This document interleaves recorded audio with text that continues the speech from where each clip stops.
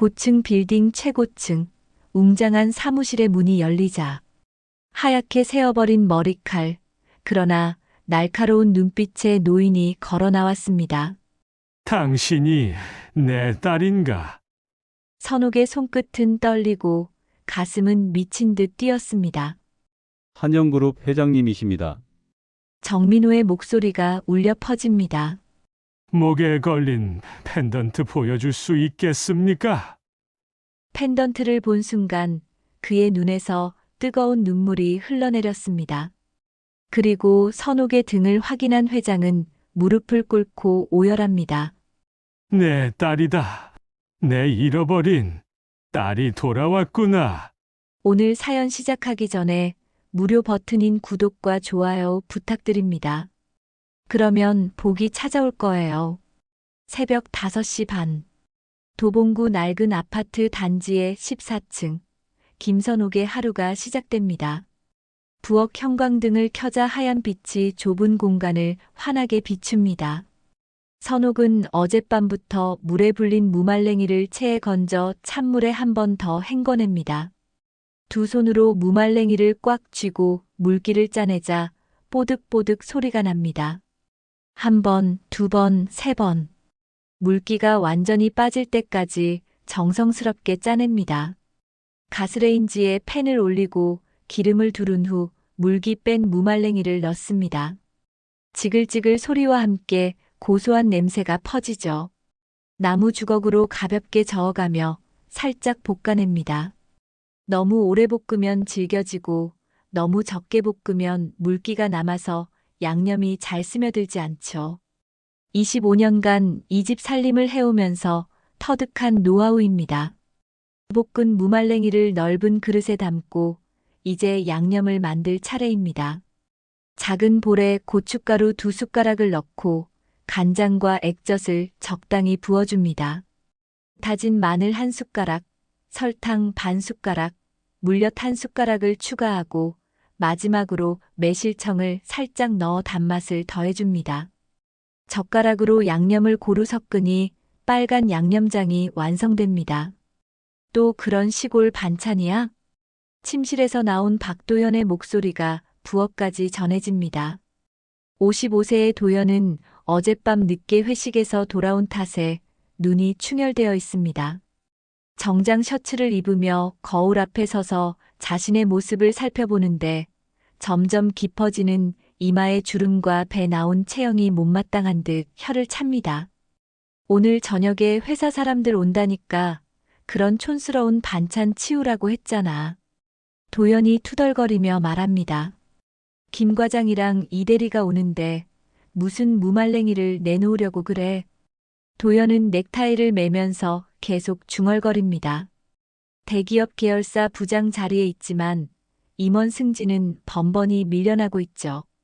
같은 기수 동료들이 하나둘 이사로 올라가는 걸 보면서 자신만 제자리 걸음하는 것 같아 속이 타들어갑니다. 그래서라도 후배들 앞에서는 체면을 세우고 싶어 합니다. 선옥은 무말랭이에 양념을 넣고 조심스럽게 버무리며 말합니다. 이번엔 매실청도 넣어서 더 맛있게 했어요. 한번 드셔보세요. 맛이 문제가 아니라 체면이 문제라니까. 도연의 목소리가 갑자기 커집니다. 김 과장 부인은 이화여대 나왔고 이대리 부인은 아버지가 의사야. 그런 사람들이 우리 집에 와서 이런 시골 반찬 보면 뭐라고 생각하겠어? 이때 안방에서 시어머니 윤미자가 나타납니다.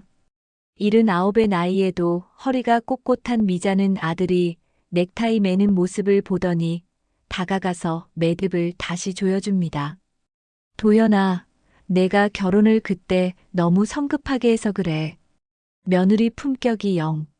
미자는 말끝을 흐리며 부엌에서 무말랭이를 버무리는 선옥을 힐끔 봅니다.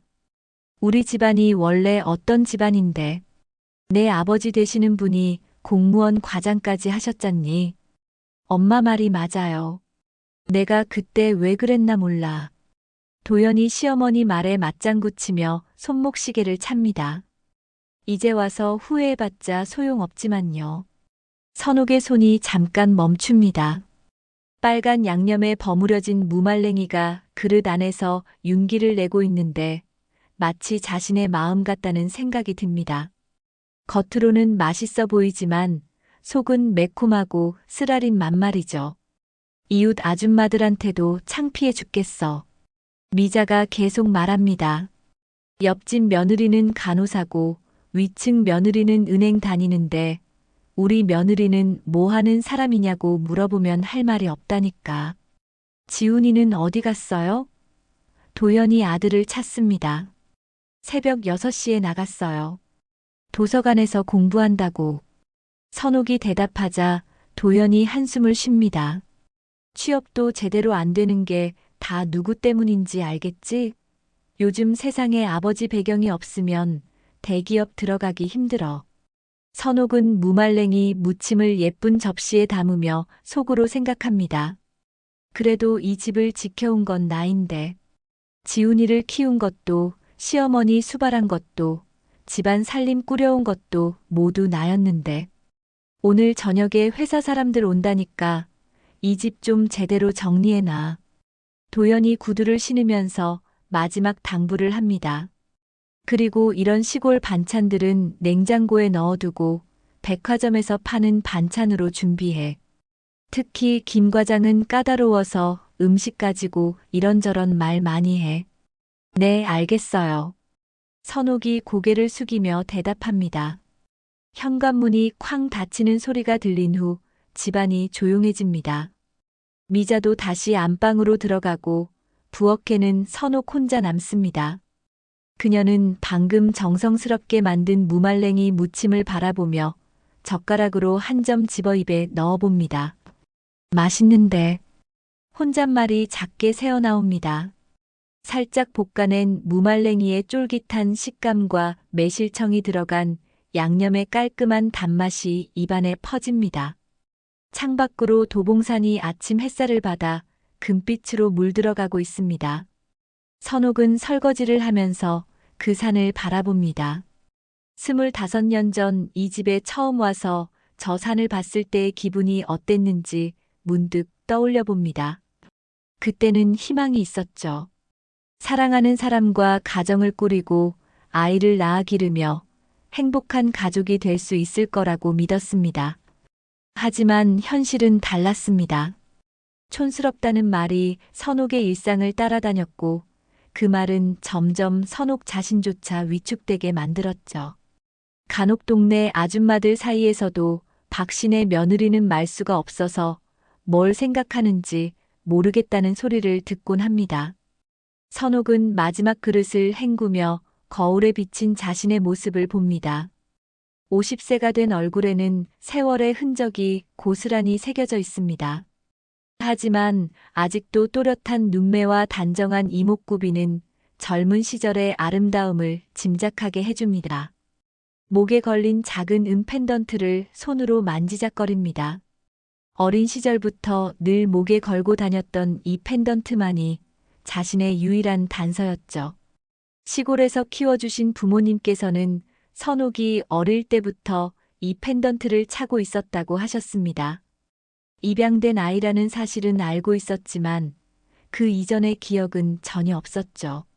3살 때의 일이라 기억할 리도 없고 키워주신 부모님도 자세한 이야기는 해주지 않으셨습니다. 간혹 이 펜던트를 보면서 궁금해하곤 했지만 이제는 그런 생각도 별로 하지 않습니다.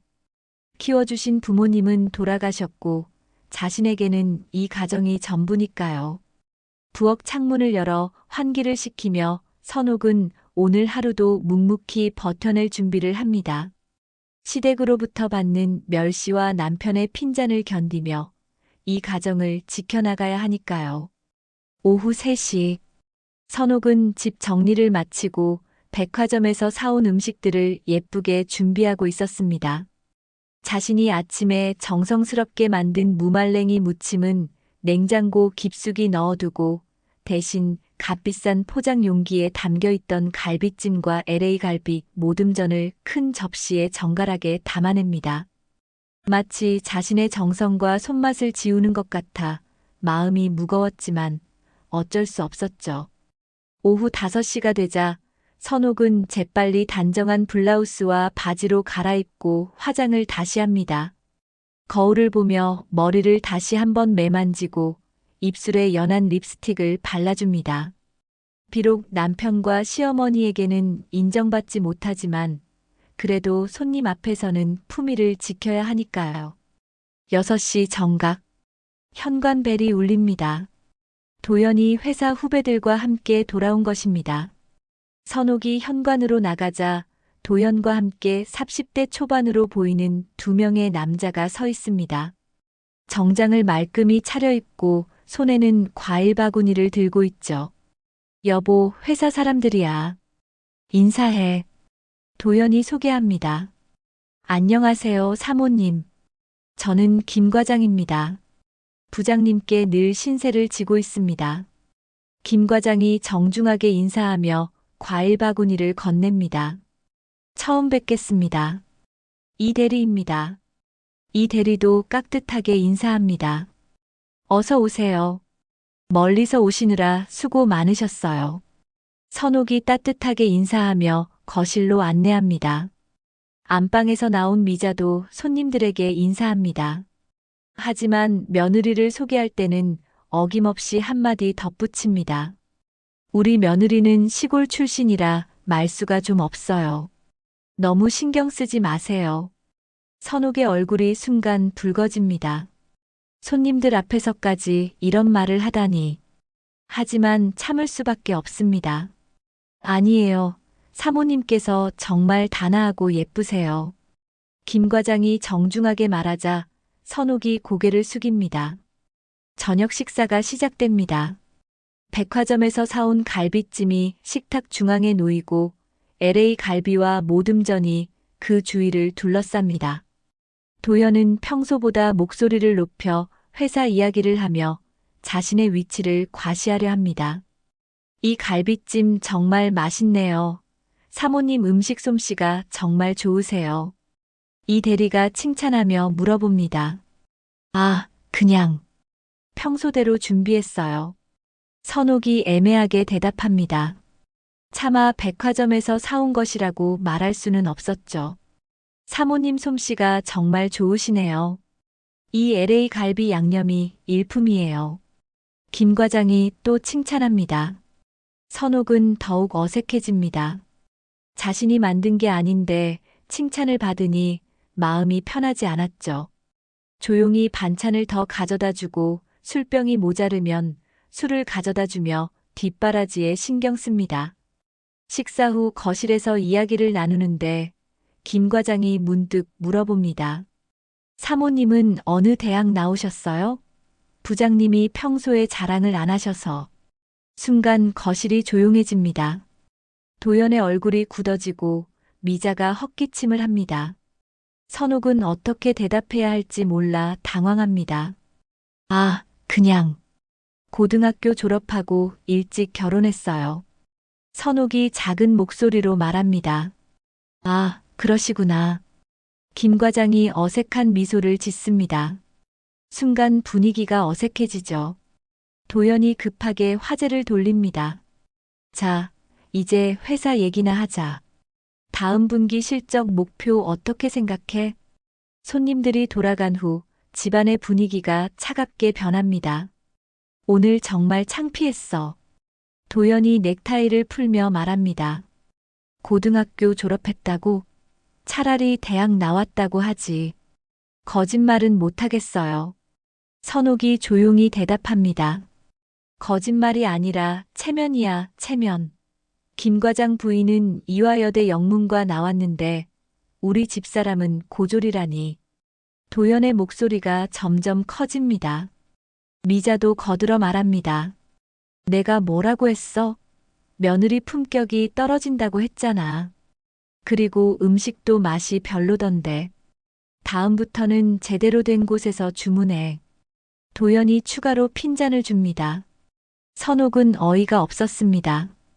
분명히 손님들은 맛있다고 했는데 왜 이런 말을 하는지 이해할 수 없었죠. 하지만 묵묵히 설거지를 하며 참습니다. 다음 날 아침 선옥은 아들 지훈을 위해 아침을 준비합니다. 어젯밤 늦게 들어온 지훈이 부엌으로 나옵니다.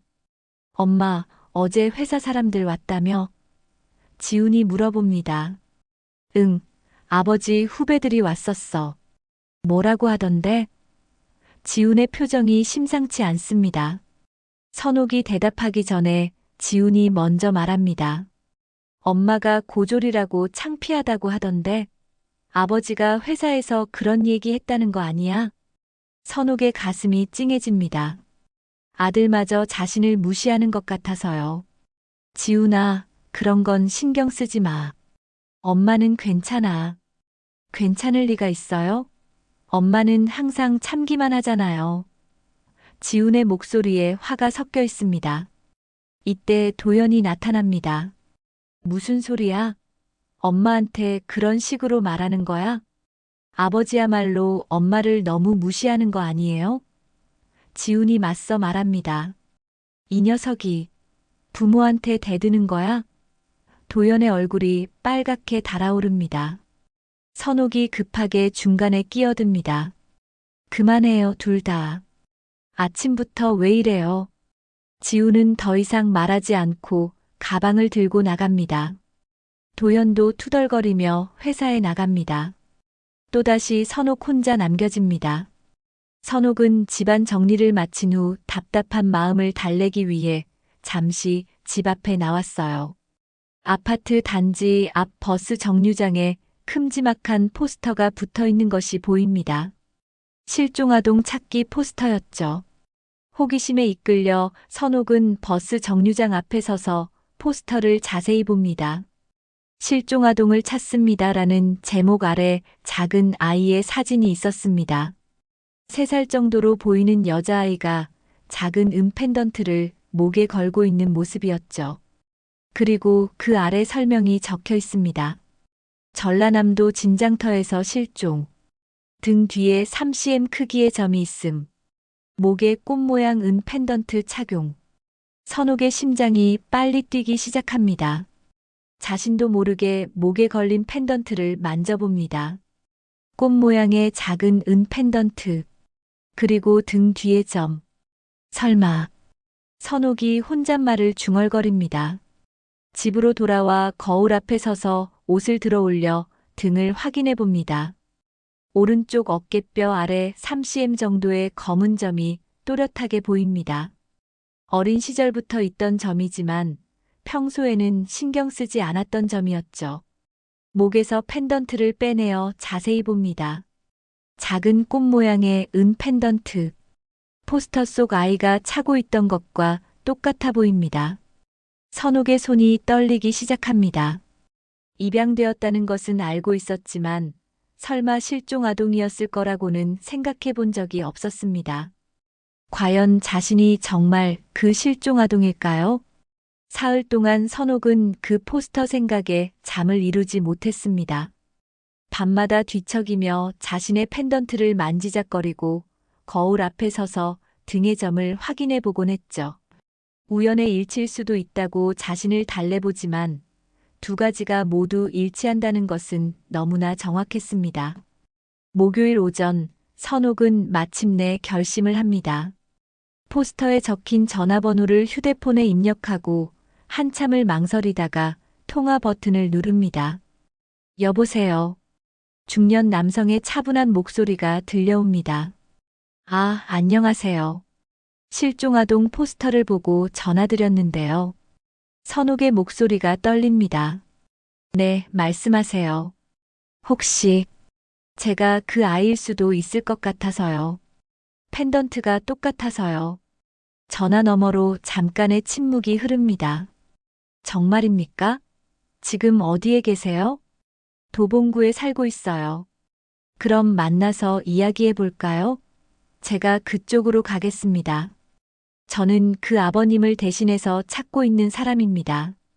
2시간 후 아파트 단지 입구에 검은색 승용차 한 대가 멈춰 섭니다. 차에서 내린 것은 50대 중반으로 보이는 정장 차림의 남성이었습니다. 선옥은 멀리서 그 모습을 보며 가슴이 두근거렸습니다. 김선옥 씨이신가요? 남성이 정중하게 인사합니다. 네, 그런데 당신은? 저는 정민호라고 합니다. 전화로 말씀드린 대로 아버님을 대신해서 딸을 찾고 있는 사람입니다. 선옥은 약간 안심이 됩니다. 너무 공식적이거나 큰 일이 아니라 개인적인 일인 것 같아 보였거든요. 우선 펜던트를 확인해 봐도 될까요? 정민호가 조심스럽게 말합니다.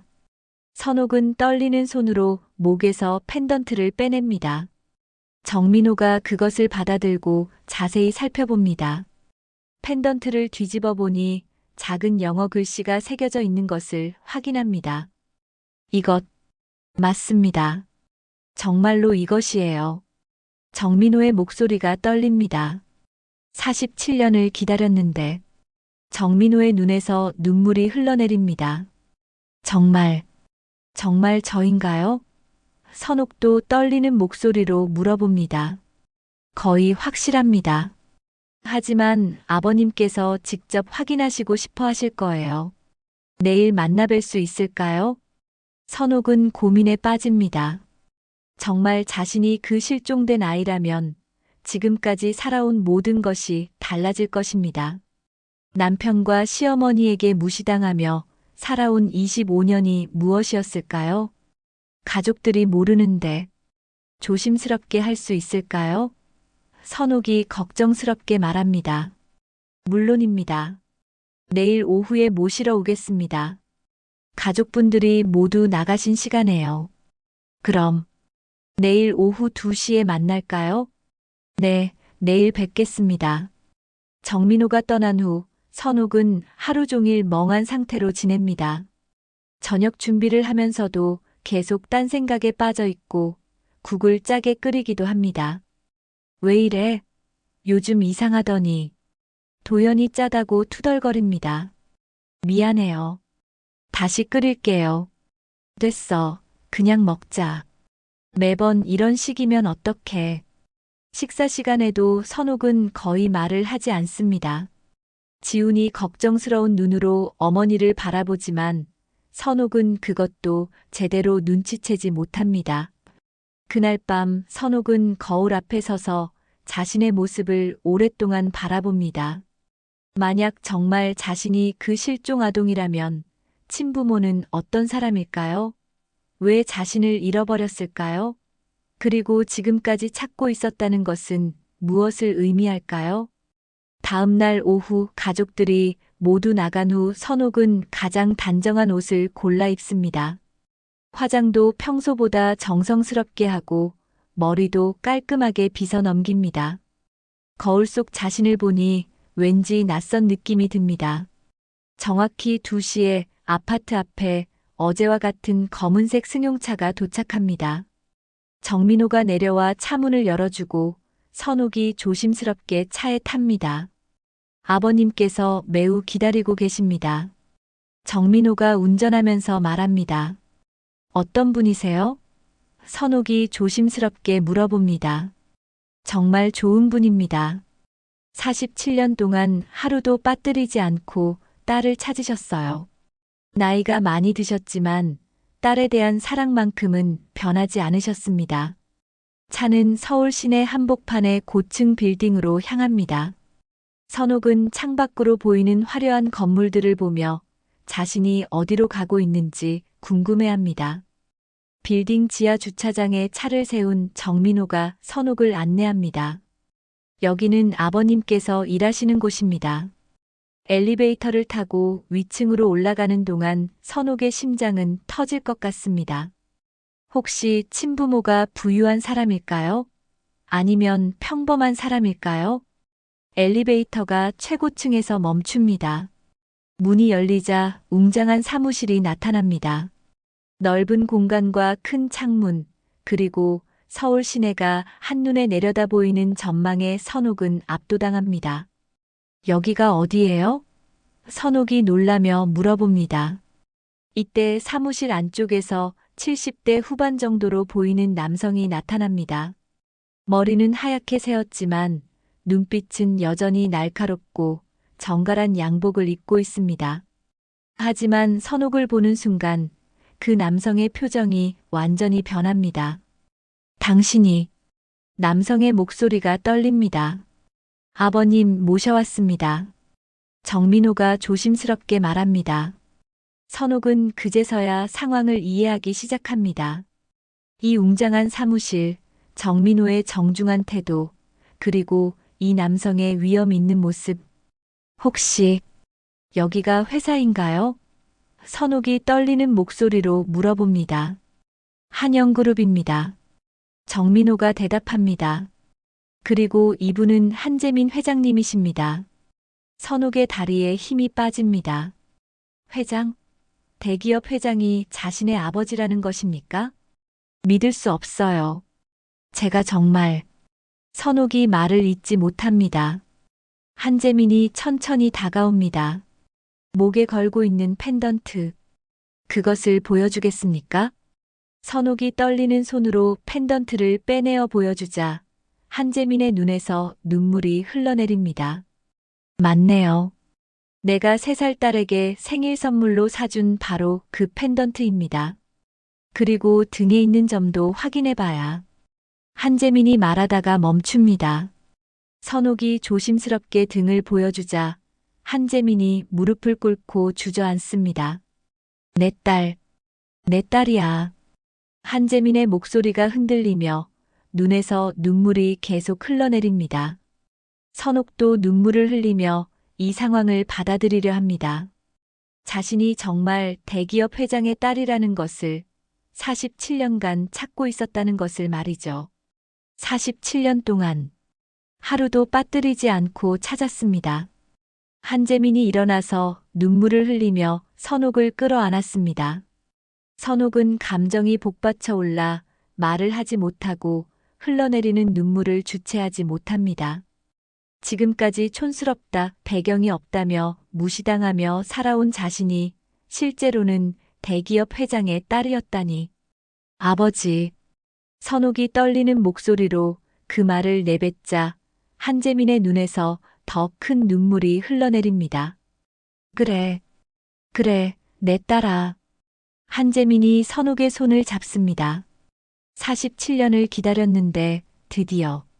선옥은 아직도 이 상황이 꿈 같습니다. 불과 몇 시간 전까지만 해도 자신은 배경 없는 며느리였는데 이제 대기업 회장의 딸이라니요. 정말 저를 그렇게 오랫동안 찾으셨나요? 선옥이 물어봅니다. 매일 매순간 찾았다. 한재민이 눈물을 닦으며 말합니다. 내가 사라진 그날부터 지금까지 수많은 사람들을 동원해서 전국을 뒤졌어. 해외까지도 찾아봤다. 정민호가 조심스럽게 끼어듭니다. 회장님, DNA 검사를 받으시는 게 좋겠습니다. 공식적으로 확인하려면. 그래, 맞다. 한재민이 고개를 끄덕입니다. 비록 내 마음으로는 확신하지만 정확한 검사를 받아야지. 선옥은 갑자기 현실로 돌아옵니다. DNA 검사를 받으면 결과가 나올 때까지 며칠이 걸릴 텐데 그동안 가족들에게 어떻게 말해야 할까요? 아버지. 선옥이 조심스럽게 부릅니다. 가족들에게는 아직 말하지 않았어요. 어떻게 해야 할까요? 한재민의 표정이 진지해집니다. 내 현재 가정이 있으니 신중하게 해야겠다. DNA 검사 결과가 나올 때까지 기다리는 게 좋겠어. 며칠이나 걸릴까요? 일주일 정도면 정확한 결과가 나올 거예요. 정민호가 대답합니다. 선옥은 고개를 끄덕입니다. 일주일. 그 일주일 동안 어떻게 평상시처럼 지낼 수 있을까요? 한재민이 선옥을 바라보며 말합니다. 그동안 어떻게 살아왔니? 힘들지는 않았니? 선옥의 마음이 복잡해집니다. 지금까지의 삶이 쉽지 않았다고 말할 수는 없었습니다. 특히 이제 막 찾은 아버지에게 말이죠. 그냥 평범하게 살았어요. 결혼해서 아들도 낳고. 남편은 어떤 일을 하니? 대기업 계열사에서 부장으로 일해요. 한재민이 잠깐 생각에 잠깁니다. 혹시 한영그룹 계열사인가? 아니에요. 다른 회사예요. 그렇구나. 잠깐의 침묵이 흐른 후 한재민이 다시 말합니다. 그런데 선호가, 아니, 지은아. 한재민이 조심스럽게 말합니다. 지은요? 선옥이 놀란 표정으로 물어봅니다. 그게 내 진짜 이름이야. 한지은. 3살 때까지 우리가 지은이, 지은이 하고 불렀지. 선옥의 눈이 커집니다. 자신에게 진짜 이름이 있었다니요. 한지은. 선옥이 자신의 진짜 이름을 조심스럽게 따라 말합니다. 그래, 한지은. 지혜로울지, 은혜로울 은. 내 어머니가 지어주신 이름이야. 한재민의 목소리가 따뜻해집니다. 선옥은, 아니, 지은은 가슴이 벅차오릅니다. 지금까지 김선옥으로만 살아왔는데 자신에게 이런 아름다운 이름이 있었다니요. 한재민이 계속 말합니다. 지은아, 아버지가 널 어떻게 잃어버렸는지 말해줘야겠다. 지은이 귀를 기울입니다. 내가 3살 때였어. 전라도 할머니 댁에 갔었는데 장터에서 놀다가 갑자기 사라졌어. 한순간이었어. 잠깐 한눈을 판 사이에. 한재민의 목소리가 떨립니다. 그때 온 가족이 뒤집어졌지. 경찰, 수사기관, 민간 탐정까지 모든 수단을 동원했어. 하지만 아무런 단서도 찾을 수 없었어. 지은이 조심스럽게 물어봅니다. 어머니는 어떻게 되셨나요? 한재민의 얼굴이 더욱 어두워집니다. 내 어머니는 널 잃은 충격이 너무 컸어. 몇 년을 버티시다가 결국 병이 나셨지. 심장이 많이 약해지셨어. 한재민의 목소리가 가라앉습니다. 10년 뒤에 심장병으로 돌아가셨다. 죽는 순간까지 내 이름을 부르셨어. 지은아, 지은아라고. 지은의 눈에서 눈물이 쏟아집니다. 자신 때문에 어머니가 그렇게 고생하시다가 일찍 돌아가셨다니. 미안해요. 미안해요, 아버지. 저 때문에 어머니가. 지은이 흐느껴옵니다. 아니야, 내 잘못이 아니야. 아버지 탓이야. 아버지가 제대로 지키지 못해서. 내 어머니에게도 미안하고. 한재민도 눈물을 흘립니다. 어머니가 얼마나 저를 그리워하셨을까요? 매일 내 방을 들여다보시고 내 옷을 정리하시고 혹시라도 내가 돌아올까봐 내 이불도 그대로 두셨어. 10년 동안 말이야. 그리고 계속 지은아, 지은아 하시면서 두 사람은 한동안 서로를 바라보며 울었습니다. 47년 만에 재회이면서 동시에 이미 떠나버린 사람에 대한 그리움이었죠. 한재민이 눈물을 닦고 말합니다. 하지만 이제는 다르다. 아버지가 널 다시 잃지 않겠어. 그동안 못해준 것들을 다 해줄 거야. 내 어머니 목까지도. 아버. 우선 DNA 검사부터 받자. 그리고 결과가 나오면 그때 내 가족들에게도 알리자. 지은이 고개를 끄덕입니다. 하지만 마음 한편으로는 걱정이 듭니다. 남편 도현과 시어머니 미자가 이 사실을 알면 어떤 반응을 보일까요? 아버님 혹시 어머니 사진 같은 것 있나요? 지은이 조심스럽게 물어봅니다. 한재민이 지갑에서 낡은 사진 한 장을 꺼냅니다. 젊은 여성이 3살 정도의 아이를 안고 있는 사진이었습니다. 이게 내 어머니와 지은이가 함께 찍은 마지막 사진이야. 잃어버리기 한 달 전에 찍은 거다. 지은이 사진을 받아들고 자세히 봅니다. 사진 속 아이는 분명히 자신이었고 어머니는 정말 아름다운 분이셨습니다. 어머니를 닮았나요? 많이 닮았어. 특히 눈매가 똑같아. 어머니가 항상 말씀하셨어. 우리 지은이는 눈이 참 예쁘다고.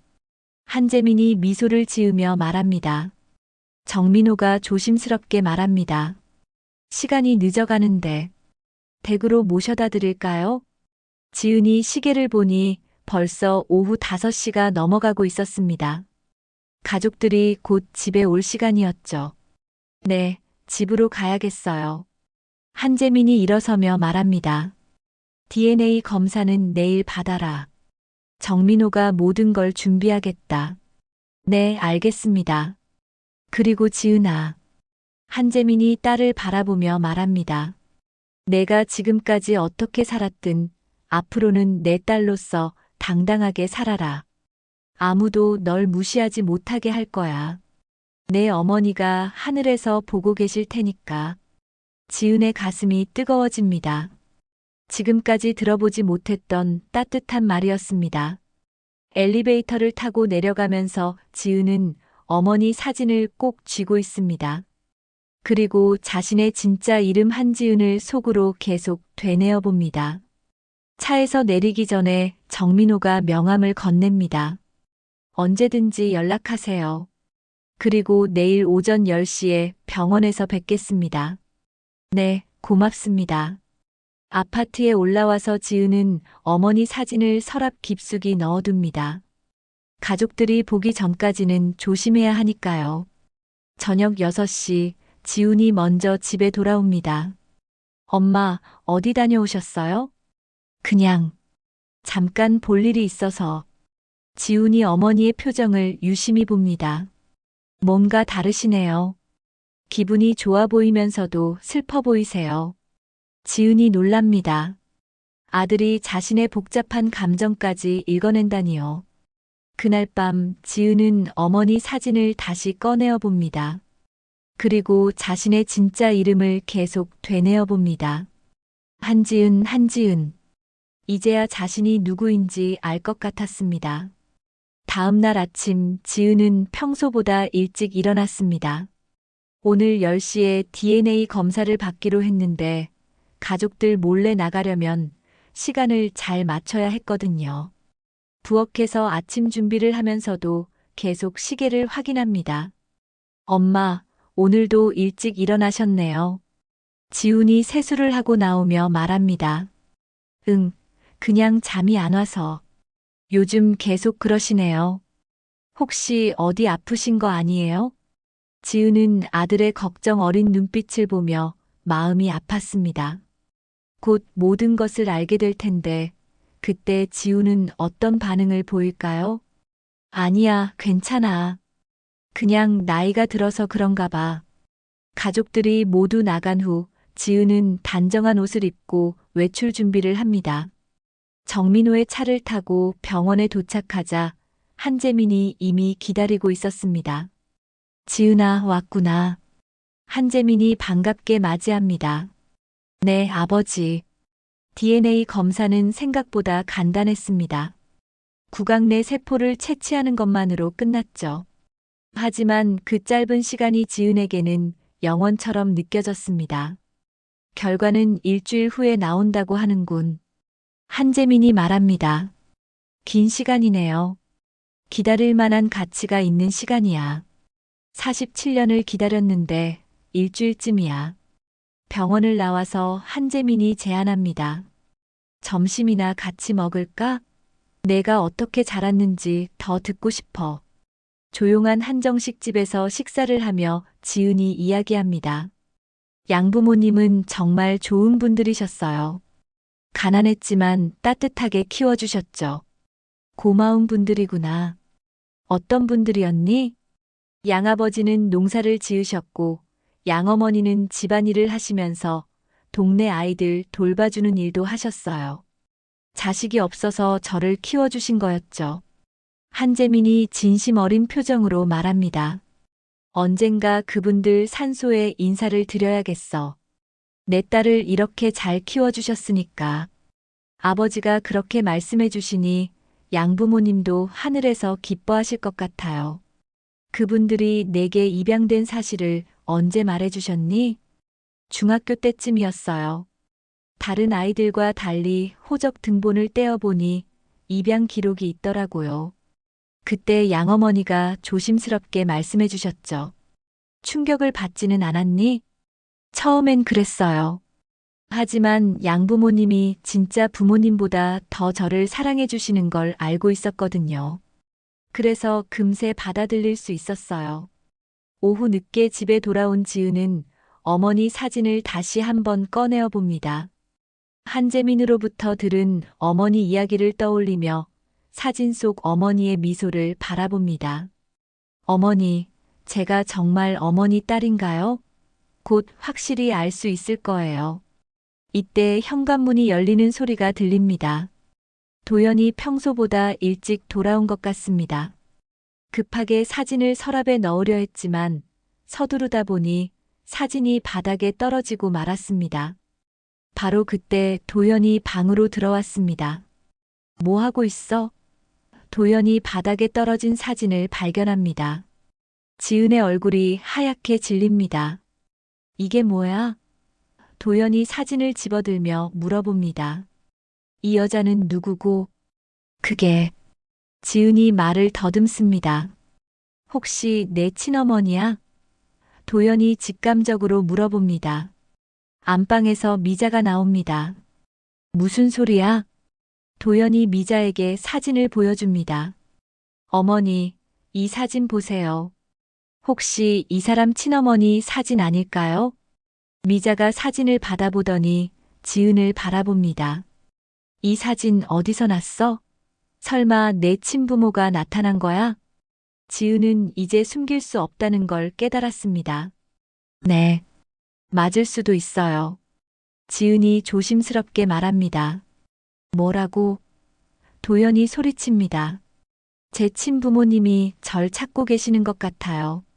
순간 집안이 조용해집니다. 친부모.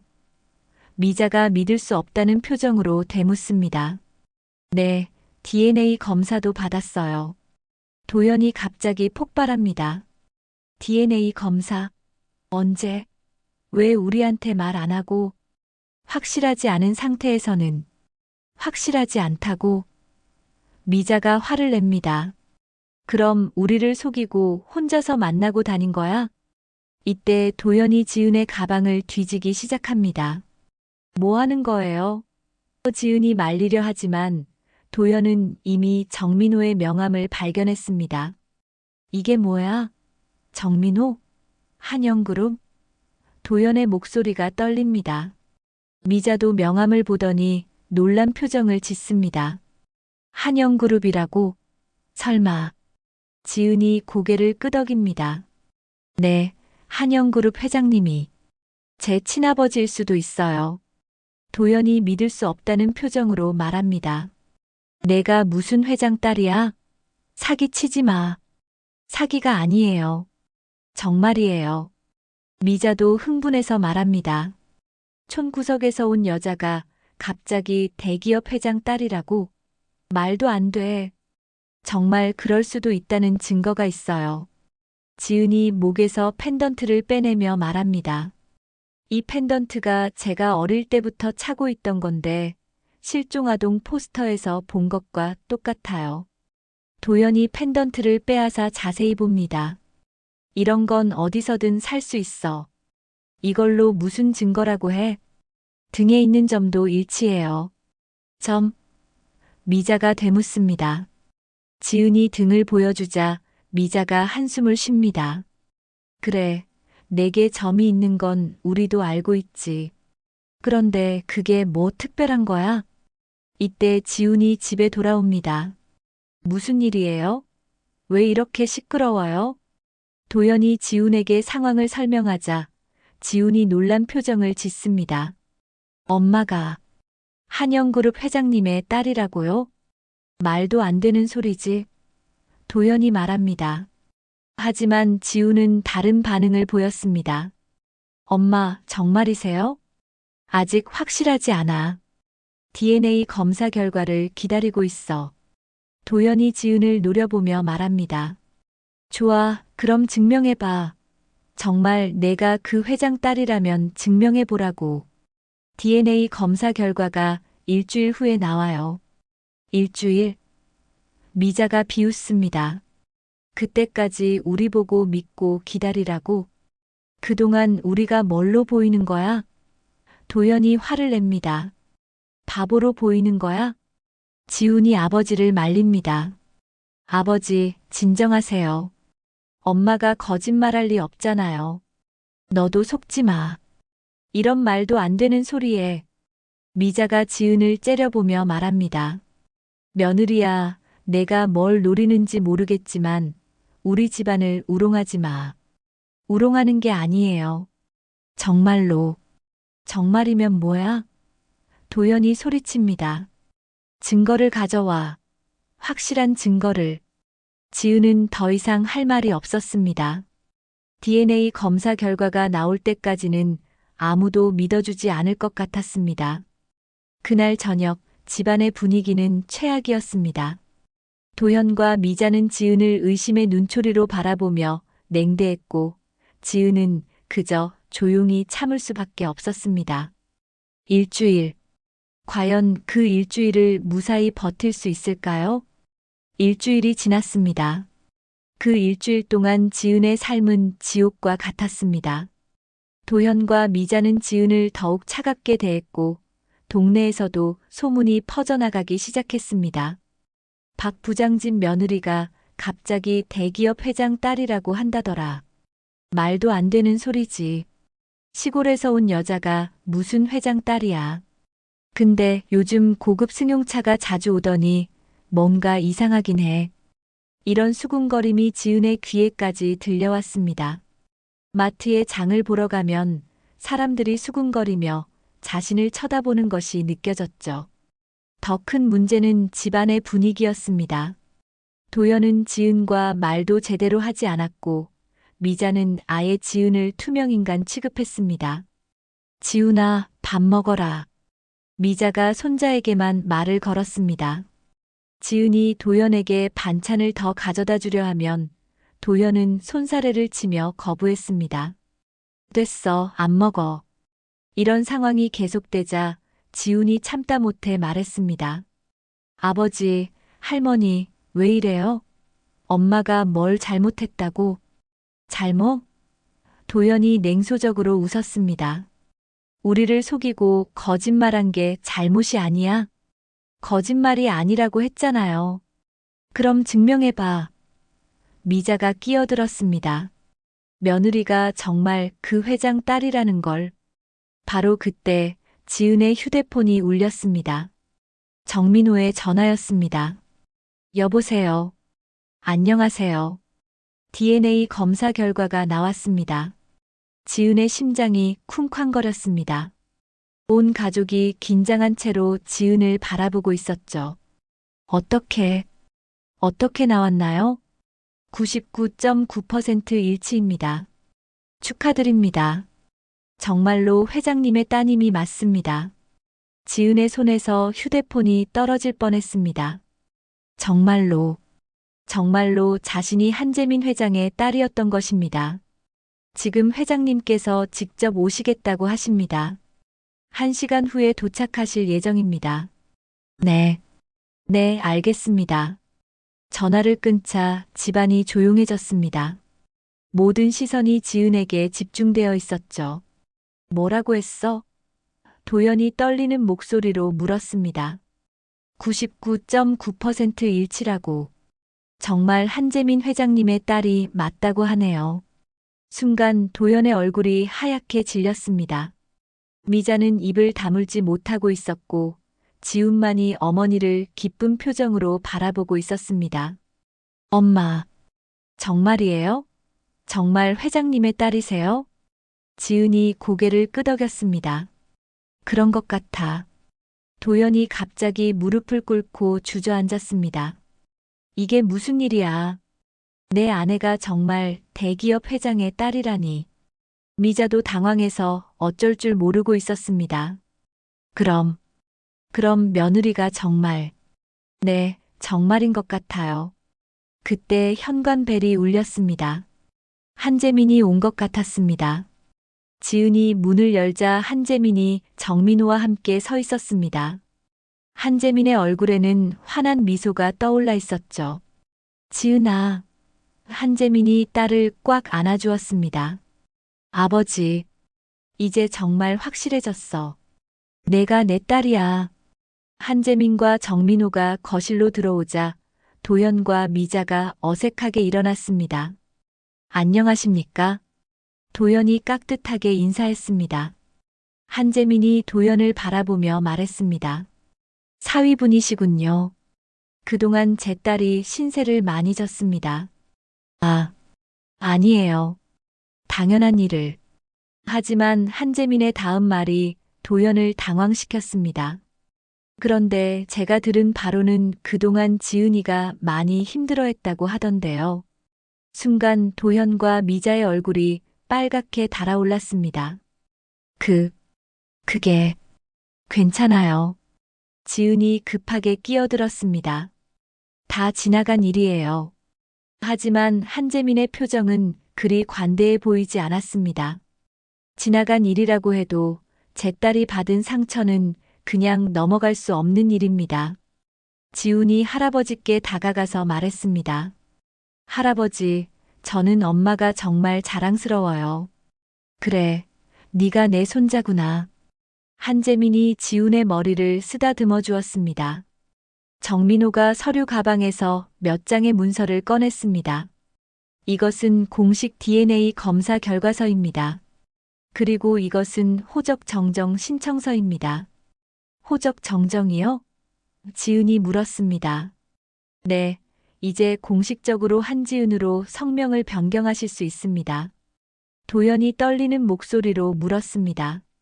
그럼 이제 어떻게 되는 거죠? 한재민이 도연을 바라보며 말했습니다. 그건 지은이가 결정할 일입니다. 저는 제 딸이 행복하기만 하면 됩니다. 지은아. 미자가 조심스럽게 다가와서 말했습니다. 그동안 할머니가 정말 미안했어. 몰라서 그랬어. 도연도 고개를 숙였습니다. 나도 정말 미안해. 그동안 너를 너무. 지은은 복잡한 마음이었습니다. 지금까지 자신을 무시하고 멸시했던 사람들이 갑자기 이렇게 변하는 것을 보니 기쁘기보다는 씁쓸한 마음이 더 컸습니다. 괜찮아요. 지은이 조용히 말했습니다. 저도 이해해요. 하지만 한재민은 그렇게 쉽게 넘어갈 생각이 없는 것 같았습니다. 이해한다고요?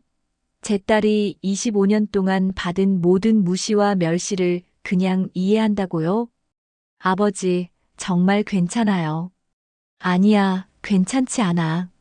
한재민의 목소리가 단호해졌습니다. 내 딸이 받은 상처를 그냥 넘어갈 수는 없어. 도연이 더욱 당황해서 말했습니다. 회장님, 저희가 정말 잘못했습니다. 앞으로? 한재민이 냉소적으로 웃었습니다. 지금까지는 왜 그러셨죠? 미자가 눈물을 흘리며 말했습니다. 정말 몰라서 그랬어요. 며느리가 그런 집안 사람인 줄 알았다면. 그런 집안 사람? 한재민의 목소리가 차가워졌습니다. 그럼 제 딸이 어떤 집안 사람이어야 여러분께 잘 대접받을 수 있었던 건가요? 순간 거실이 조용해졌습니다. 한재민의 날카로운 질문에 아무도 대답할 수 없었죠. 지은이 아버지를 말렸습니다. 아버지, 그만해요. 이제 다 지나간 일이에요. 지나간 일이 아니야. 한재민이 딸을 바라보며 말했습니다. 내가 받은 모든 상처는 정당하게 보상받아야 해. 정민호가 조심스럽게 끼어들었습니다. 회장님, 일단 오늘은 가족들과 이야기할 시간을 주시는 게 어떨까요? 한재민이 한숨을 쉬었습니다. 그래, 그렇게 하자. 하지만 지은아, 기억해라. 이제 넌 한영그룹 회장의 딸이야. 아무도 널 무시할 수 없어. 그날 밤 지은은 거울 앞에 서서 자신의 모습을 바라봤습니다. 같은 얼굴이지만 이제 모든 것이 달라졌습니다. 더 이상 배경 없는 며느리가 아니라 대기업 회장의 딸이었습니다. 과연 이 새로운 삶이 자신에게 진정한 행복을 가져다 줄까요? 3일이 지났습니다. 한재민이 지은의 정체를 공식적으로 발표하겠다고 선언한 후 모든 것이 급속도로 변화하기 시작했습니다. 내일 기자회견을 열겠습니다. 한재민이 정민호에게 말했습니다. 47년 만에 찾은 내 딸을 세상에 공개하겠어. 지은은 당황했습니다. 아버지, 너무 성급한 거 아니에요? 저도 아직 준비가. 아니야, 이미 충분히 기다렸어. 이제 세상 사람들이 알아야 해. 그 소식이 집에 전해지자 도연과 미자는 완전히 패닉 상태가 되었습니다. 기자회견이라고? 도연이 얼굴이 하얗게 질려서 말했습니다. 그럼 온 나라 사람들이 다 알게 되는 거야? 당연하지. 미자가 떨리는 목소리로 말했습니다. 한영그룹 회장이 잃어버린 딸을 찾았다는 건 엄청난 뉴스야. 그때부터 도현과 미자의 태도는 180도 바뀌었습니다. 지은아. 도연이 아내에게 조심스럽게 다가왔습니다. 그동안 내가 정말 잘못했어. 여보, 무릎 꿇고 사과할게. 제발 날 용서해줘. 도연이 정말로 무릎을 꿇었습니다. 미자도 지은 앞에서 고개를 숙였습니다. 지은아, 내가 눈이 멀었구나. 그동안 얼마나 속상했을까. 지은은 이런 상황이 어이없으면서도 슬펐습니다. 지금까지 자신을 무시하던 사람들이 갑자기 이렇게 굽신거리는 모습을 보니 마음이 복잡했습니다. 일어나세요. 지은이 조용히 말했습니다. 이럴 필요 없어요. 하지만 도연은 계속 무릎을 꿇고 있었습니다. 아니야, 나는 정말 잘못했어. 내가 용서해 줄 때까지 이렇게 있을 거야.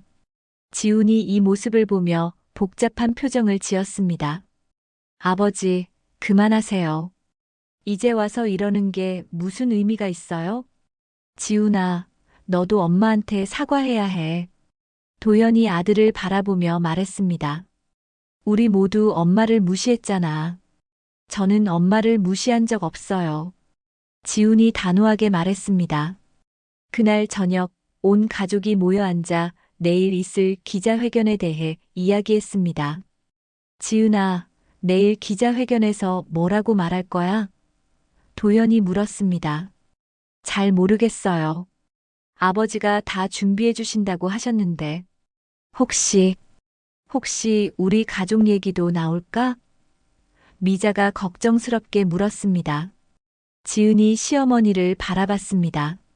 왜요? 뭐가 걱정되시는데요?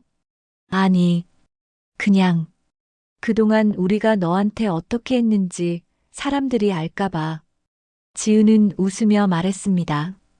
걱정하지 마세요. 그런 이야기는 안 할 거예요. 다음 날 오전 한영그룹 본사 대회의실에서 기자회견이 열렸습니다. 수많은 기자들과 카메라가 몰려들었고 지은은 긴장한 채로 한재민 옆에 앉아 있었습니다. 오늘 여러분께 특별한 발표를 하고자 합니다. 한재민이 마이크 앞에서 말했습니다. 47년 전에 잃어버린 제 딸을 찾았습니다. 기자들 사이에서 웅성거림이 일어났습니다. 이분이 바로 제 딸 한지은입니다. 한재민이 지은의 손을 잡으며 소개했습니다. 회장님, 어떻게 따님을 찾으시게 되었나요? DNA 검사 결과는 어떻게 나왔나요? 그동안 따님은 어디서 무엇을 하며 지내셨나요? 질문이 쏟아졌습니다. 한재민이 차근차근 설명했습니다. 제 딸은 3살 때 실종되었고 다행히 좋은 양부모님을 만나 잘 자랐습니다. 결혼해서 아들도 하나 있습니다. 한 기자가 지은에게 직접 질문했습니다. 따님께서는 지금 심정이 어떠신가요? 지은이 마이크 앞으로 몸을 기울였습니다. 아직 꿈 같습니다. 하지만 이렇게 아버지를 만날 수 있어서 정말 기쁩니다. 그동안 어떻게 사셨나요? 평범한 주부로 살았습니다. 남편과 아들, 시어머니와 함께 도봉구에서 지냈고요. 혹시 그 가족분들은 따님의 정체를 알고 계셨나요? 지은이 잠깐 망설였습니다. 이 질문에 어떻게 대답해야 할까요? 아니요, 모르셨습니다. 저도 최근에야 알게 되었거든요. 그럼 가족분들의 반응은 어땠나요? 놀라셨죠? 하지만 모두 축하해 주셨습니다. 지은은 가족들을 배려해서 좋은 쪽으로만 말했습니다. 기자회견이 끝난 후 한재민이 지은에게 말했습니다. 잘했어, 지은아.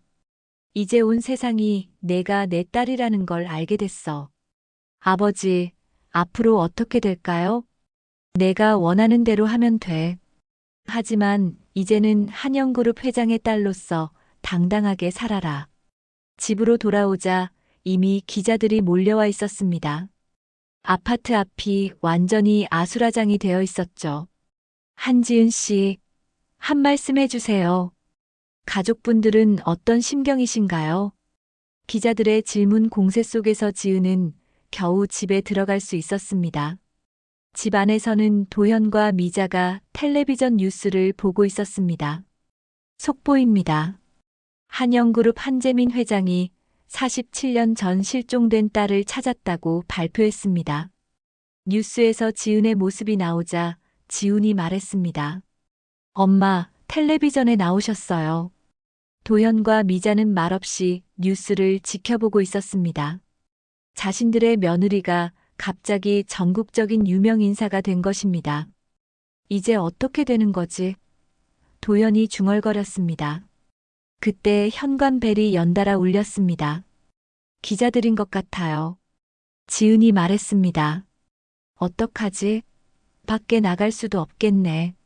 미자가 걱정스럽게 말했습니다. 지은의 휴대폰이 울렸습니다. 한재민의 전화였습니다. 지은아, 괜찮니? 기자들이 많이 몰렸다고 하던데. 네, 집 밖에 나갈 수가 없어요. 보안팀을 보낼게. 그리고 지은아. 네.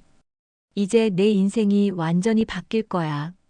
각오는 되어 있지? 지은이 창밖을 바라봤습니다. 수많은 기자들과 카메라가 자신을 기다리고 있었습니다. 네, 아버지. 그럼 됐어. 아버지가 항상 내 옆에 있을 테니까 걱정하지 마. 전화를 끊고 나서 지은은 생각에 잠겼습니다. 정말로 이제 모든 것이 달라질 것입니다. 더 이상 무시당하는 며느리가 아니라 한영그룹 회장의 딸로 살아가야 합니다. 과연 이 새로운 삶이 자신에게 진정한 행복을 줄 수 있을까요? 6개월이 지났습니다. 한지은이라는 새로운 이름으로 살아가기 시작한 지은의 인생은 완전히 바뀌어 있었습니다. 가장 큰 변화는 도현과의 이혼이었습니다. 이혼 서류에 사인했어요. 지은이 한재민에게 말했습니다. 잘했어. 한재민이 딸의 어깨를 다독여 주었습니다. 내가 그런 사람들과 함께 살 이유는 없어. 지훈이가 걱정되긴 하지만 지훈이는 이미 성인이고 내 곁에 있고 싶어 한다면서 지훈은 아버지와 할머니 대신 어머니를 선택했습니다. 25년 동안 어머니가 받은 무시와 멸시를 지켜본 그는 더 이상 참을 수 없었거든요. 엄마, 저는 엄마와 함께 살겠어요. 지훈이 단호하게 말했었습니다. 지훈아, 내 아버지는 엄마를 사랑한 게 아니라 한영그룹 회장의 딸을 사랑한 거예요. 그 차이를 모르시겠어요? 지훈의 말은 전곡을 찔렀습니다. 도현과 미자는 지은의 정체가 밝혀진 후에야 갑자기 극진하게 대했었거든요. 이제 지은은 강남의 새로운 집에서 아들과 단둘이 살고 있었습니다. 한재민이 마련해준 넓고 아름다운 집에서 처음으로 자유로운 삶을 누리고 있었죠. 엄마, 아침 드세요. 지훈이 정성스럽게 준비한 아침상을 들고 왔습니다. 고마워, 지훈아. 내가 요리까지 하다니. 당연한 거죠. 그동안 엄마가 얼마나 고생하셨는데요. 지은은 아들과의 평화로운 아침 시간이 행복했습니다. 더 이상 누군가의 눈치를 보거나 무시당할 걱정을 하지 않아도 되니까요. 한편 도연은 예상과 달리 회사에서도 어려운 상황에 처했습니다. 한재민이 사위와의 관계를 완전히 정리하면서 도연의 승진도 취소되었던 것입니다. 박 부장님, 원래 부서로 돌아가시면 됩니다. 인사팀에서 통보가 왔습니다. 동료들의 시선이 차갑게 느껴졌습니다. 모든 것을 얻었다가 모든 것을 잃은 도연은 매일 후회 속에서 살아가고 있었습니다. 미자 역시 마찬가지였습니다. 동네 아줌마들 사이에서 한때 부러움의 대상이었지만 이제는 손가락질을 받는 처지가 되었습니다. 미자 신의 며느리가 이혼했다면서? 그럴 만도 하지. 그렇게 며느리를 못 살게 굴더니 정말 자업자득이네. 지은은 도봉구의 한지은 장학재단을 설립했습니다. 자신이 어려웠던 시절을 보낸 그 동네에서 가난한 아이들을 돕고 싶었거든요. 선생님, 정말 감사해요. 장학금을 받은 한 학생이 지은에게 인사했습니다. 천천히 공부해. 조급해하지 말고. 네, 꼭 훌륭한 사람이 될게요. 지은은 이런 순간들이 가장 행복했습니다. 돈이나 지위가 아닌 진정으로 누군가에게 도움이 되는 일을 하고 있다는 느낌이 들었거든요. 지훈도 재단 일을 도우며 어머니와 함께 보람찬 시간을 보냈습니다. 엄마, 이 일 하실 때가 가장 행복해 보여요. 맞아. 이제야 진짜 내가 하고 싶었던 일을 하는 것 같아. 그동안 정말 많이 참으셨구나. 다 지나간 일이야. 이제는 앞만 보고 살겠어. 어느 날 지은에게 편지가 2통 도착했습니다. 도연과 미자가 보낸 것이었습니다. 도연의 편지에는 이런 내용이 적혀 있었습니다. 지은아, 정말 미안하다. 25년 동안 너를 그렇게 대한 것이 내 인생 최대의 실수였다.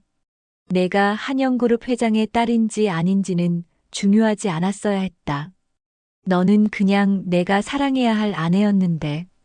이제 와서 후회해봤자 소용없지만 너에게 진심으로 사과하고 싶다. 행복하게 살아라. 미자의 편지는 더 절절했습니다. 지은아, 할머니가 정말 잘못했다. 내 편견과 무지함이 얼마나 너를 아프게 했는지 이제 알겠어. 내가 어떤 집안 출신이든 상관없이 너는 우리 가족을 위해 희생한 고마운 사람이었는데 용서해달라고 말할 자격도 없지만 그래도 미안하다는 말은 꼭 하고 싶었다. 지은은 편지를 읽고 나서 오랫동안 생각에 잠겼습니다. 분노보다는 안타까움이 더 컸습니다. 지훈이 어머니의 표정을 살피며 물었습니다. 엄마, 답장 쓰실 거예요? 응. 지은이 고개를 끄덕였습니다. 지은은 답장을 써서 보냈습니다. 용서는 천천히 하겠지만 다시는 예전으로 돌아가지 않겠습니다. 사람의 가치는 출신이 아니라 어떻게 살아왔느냐에 달린 것입니다. 이제 각자의 자리에서 후회 없는 삶을 살아가세요. 한재민은 딸의 결정을 전적으로 지지했습니다. 잘했어, 지은아. 내가 행복한 게 가장 중요해. 아버지, 이제야 진짜 제 삶을 사는 것 같아요. 그래, 이제부터가 진짜 시작이야. 어느 일요일 오후 지은은 도봉산 자락을 걸었습니다. 예전에 살던 아파트가 멀리 보이는 산책길에서 지은은 깊은 숨을 들이마셨습니다. 창가에 앉아 도봉산 능선을 바라보며 지은은 속삭였습니다. 나는 쫓겨난 며느리가 아니었다. 나는 잃어버린 아이가 아니었다. 나는 내 삶의 주인이다. 멀리서 장학재단 아이들의 웃음소리가 들려왔습니다. 오늘도 그곳에서 희망찬 미래를 꿈꾸는 아이들이 공부하고 있을 것입니다. 47년 만에 찾은 진짜 이름 한지은, 그리고 진짜 자유.